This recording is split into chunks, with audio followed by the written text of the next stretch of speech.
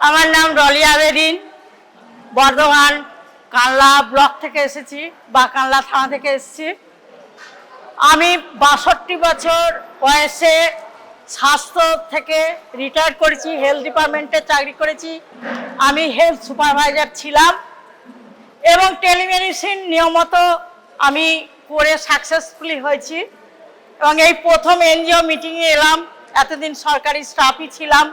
আমাকে টেনে এনেছে আনোয়ারা, আমার ছোট বোনটা। আর টেলিভিশন দ্বারা পাবলিক অনেক উপকৃত হয়েছে। দূর দূরান্ত থেকে বিভিন্ন হাইপার টেনশন, সুগার, বিশেষ করে এই রোগীগুলোকে বেশি পেয়েছি। ক্যান্সার পর্যন্ত চিকিৎসা হয় টেলিমেডিসিনের মাধ্যমে। A to Z রোগের চিকিৎসা হয়। বার্ধক্যজনিত ছেলেরা কোনো হসপিটালে নিয়ে যায় না, সেই রোগীগুলোকে এনে বাড়িতে গিয়ে টেলিমেডিসিনের মাধ্যমে জোগাড় করে এইগুলো আমরা চিকিৎসার আওতায় আনতে পেরেছি। বিশেষ করে যেগুলো একবারে অসুস্থ অবস্থায় পড়ে আছে তাদের কোনো চিকিৎসা করারই তার সুবিধা নেই, আনা যাও না।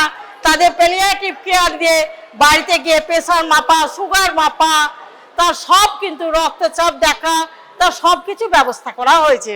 টেলিমেডিসিন আই এম সাকসেসফুলি এবং টেলিমেডিসিন অল রাইট।